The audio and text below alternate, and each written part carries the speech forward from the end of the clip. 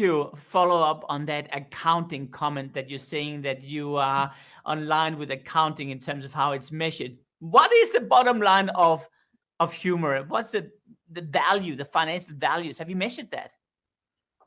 Yes, $5 million. No, so the value and that's science. No, there is a wealth of behavioral research that shows using humor at work is this undervalued secret weapon. So we know from the research that it can make people more influential. Others view us as higher in status, more confident, more competent. We know that it can accelerate trust and build bonds, enhance creativity, making our teams and organizations more nimble. And we also know, really important right now, that it can help diffuse tension, especially when the stakes are high. Not only that, but going back to your question about exact ROI and that $5 million mark, there's actual empirical evidence to support that claim. So you will make more money. There's a study, one of our favorite studies, that shows when you add a lighthearted line at the end of a sales pitch, like, this is my final offer, but I'll throw in my pet frog. People are willing to pay nearly 20% more. Really let it sink in just how bad that joke is. Pet frog. You know, I've got a vote here. I'm a Buddhist. So here's my vote. I don't really give a shit if it makes more money or not. Hell, why don't you just try to have fun? I mean, that to me is good in and of itself. You don't have to justify it's some financial bullshit. Who cares? Who cares? I mean, okay, life so is short. Humor's got something for you there too, Marshall. What about feeling dopamine and endorphins and reduced levels of cortisol? Because Buddhist monks really like to lower their cortisol and are good at it. So in fact, when you laugh together, just like what we did right now, there's research to show that indeed endorphins are released, just like a runner's high. The cortisol is decreased like meditation, and dopamine's felt, which is the same hormone released, when we're, in childbirth or other intimate forms of human interaction. And so essentially sharing a laugh together is very much like exercising, meditating, and having sex all at the same time, but more efficiently, elegantly. I have a question. I have a question. What do you mean by other intimate forms of human interaction? I don't know. I think the Buddhist, exactly what you think. Buddhist religion would qualify.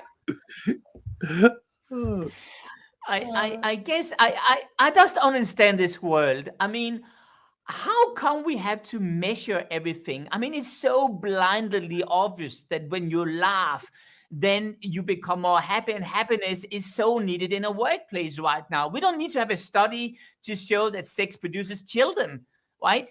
So how come it's gone to this stage? Yeah, it's a great question. Jennifer, you go.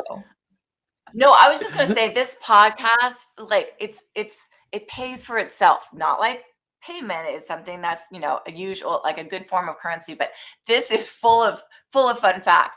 I was just going to say that point is so good. What we find in the research is that even before the global pandemic, we have all fallen off a humor cliff. And so over 1.5 million people were asked this simple question: did you smile or laugh a lot yesterday? This was run by Gallup. And when we're 16, 18, 20, the answer is yes. When we turn 23, the answer becomes no. And it doesn't become yes again until around 80. The only challenge there is that our average life expectancy is 78. So you basically have to laugh to your grave. I mean, seriously. I'm 72. I'm jumping ahead. I'm jumping the queue. I'm going forward at 72. Oh, gee. We had actually Margaret Heffernan and Sophie Scott, who both were huge advocate of humor in the workplace on our show. And Sophie is a former stand-up comedian and a neuroscientist. And she said that humor almost often excludes some and includes others. In this political world, isn't this a dangerous territory to enter? Any tip about how you navigate this fine, delicate balance?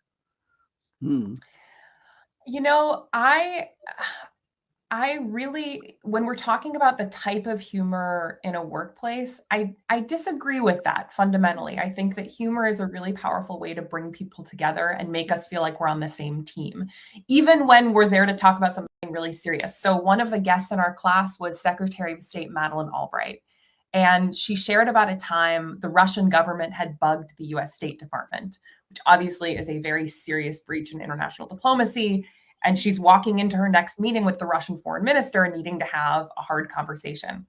So she thought about what she would do and how she would say it. And she decided her first meeting after the bugging, she walked into the room with the Russian foreign minister wearing an enormous bug pin, just this huge bug. And she walked in, she looked at him, she looked down at the bug, she looked at him, he looked at her, down at the bug, back at her. And in her words, she said he couldn't help but smile.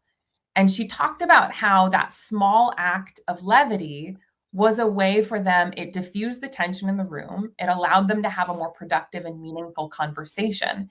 And if you think about that, right, it's not exclusionary. It's putting something on the table that's really important, we need to talk about, but doing so in a lighthearted way that lets us be a bit more productive about it.